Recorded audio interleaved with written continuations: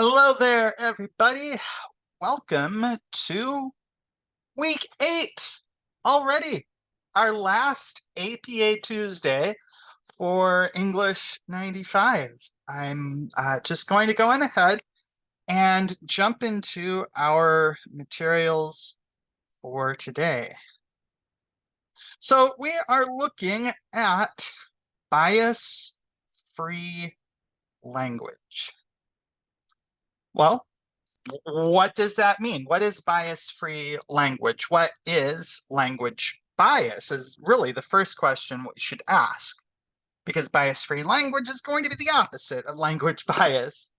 Language bias is the use of words and phrases that historically have been used to alienate, marginalize, or diminish a subset of the population. If you go through and you parse those words out one by one, I think you can figure out what I mean here, or at least on the surface level. Some things are very obvious. We are not going to use slurs towards groups in our writing. That is obvious language bias, but it does get more complicated than that. So let's dive into what bias-free language is. Well, bias-free language is avoiding everything that I talked about, right? Avoiding the language that would alienate, marginalize, or diminish others. So why does it matter? If you don't care about anything else, APA requires bias-free language, okay? Your personal feelings about this from an academic view, they're not going to matter so much, because that kind of leads into the second point and the third. It is poor form to risk alienating potential readers of, specifically, academic work. And I get into this if you've seen or come across anything that I've talked about the audience of academic writing. I touch a lot on this concept of writing to a broad audience from a neutral perspective. And finally, if you get down to these ideas about developing bias-free language in your writing, that'll carry over to your speech. And guess what? That is going to affect your capacities as a nurse to work with anyone who walks through the door of your clinic, hospital, doctor's office, nursing home, whatever. If you're learning how to use respectful language for everyone, that goes a long way towards being able to treat all patients. So, some of the principles behind using bias-free language in academic writing. First is just bearing in mind that language and cultures evolve. And by evolve, I really just mean change. I'm not the youngest person in the world. And some of the terminology that can be used for different groups of people has changed just in my lifetime. And the culture of the United States, where I have lived almost all of my life, has changed quite a bit as well. And we respond to those changes. Next, very important, groups have a right to determine what language is used to describe themselves. This ties in very closely with the first point. Groups can kind of collectively decide, you know what, this term that's been used for us, or this expression that we hear in everyday speech, yeah, it's not sitting right anymore, and we call for a change. And that will help us in being able to maintain our basic human rights in society. Okay, finally, biased language can show up in unexpected places. It's not just about name calling or using outdated terms for specific people. There are also various expressions, idioms, that we use on a day-to-day basis that can have problematic language, that and maybe you don't know that language has actually been used to harm others. And I hit upon that word harm, and I think that's what a lot of this comes down to. You're all studying to be nurses. Nearly all of you are already working in some capacity in the nursing field. And in doing so, you've set yourself up with the obligation, and generally you also present the desire not to harm others. So yeah, use language that is going to help rather than hurt others. All right, let's dive in just a little further. So who can I help by using bias-free language? So I had this list here of groups and individuals affected or defined by age. So we might come across words or phrases that are problematic in talking about the elderly or something like that. Okay.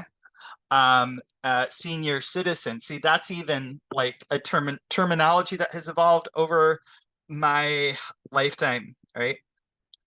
Body size and weight, disability, neurodiversity. This gets into things like autism, ADD, ADHD, and other neurological differences that are not inherently disabilities. We're also looking at the next two categories I think are the ones that people usually think of in terms of using bias-free language: race, ethnicity, and culture, as well as sexual orientation and gender diversity. Next, looking at socioeconomic status, thinking about different income levels and the language that we use around those. And finally, in this list is violence. And you're like, well, I don't know any groups that define themselves by violence. No, but remember, I also said affected by. Now, this can include both individuals who have suffered personal violence, or groups that have suffered collective violence that is reflected in the expressions that are rooted in really painful histories for these groups. All right. If you think that I am just pulling this list out of some sort of, oh, these are the people that Nate thinks we should protect. No, this is actually the list from the APA style manual. The specific groups the APA calls out as ones that we want to be thoughtful of in terms of our use of language. Finally, how can I work towards using bias-free language? Notice I've used a numbered list rather than bullet points here, because I really do think this is a step-by-step process, both on the short scale and over the course of a lifetime. So number one, enter with humility. Don't presume that you know everything about a group that you don't belong to. That includes the language that they may choose for themselves. That can include things like maybe a certain individual uses different language from most of the group. All right, use their choice of language with that individual, and flex around that, and use the terms that have been kind of determined overall for the large group in a large audience setting. Okay, number two, listen with respect. That ties straight into entering with humility. Believe people when they say these words are painful and have been used to cause harm, have been used in legislation. Like, their language is a powerful, powerful tool, and it has been used for some pretty nasty things. And we're trying to do better as educators, as nurses, as people. Listen and believe when you're listening to a group that you don't belong to. All right. Number 3, study. I gave you a whole list of groups earlier that you can look up on your own and say, hey, what are the current terms that are being used amongst this group? What are the idioms and expressions that different groups say, hey, this is problematic language, drop it? That will take some resourcefulness. It might mean respectfully asking people that you know, and they may well say, yeah, I don't want to tell you that. That's okay. Move on respectfully and continue to look for sources. But you can learn this stuff. Anyone can learn this stuff. It's just a matter of wanting to, ultimately. Number 4, practice. Guess what? You might use the wrong term from time to time. Correct yourself and move on. Don't so fall over yourself in apologies that you start making it about you. But correct yourself, move on, and continue practicing, maybe using the right and updated language in everyday conversation as well as in your writing. We want to respect people in both arenas anyway. Finally, adapt. And I alluded earlier, some terminology has changed in my years here on Earth.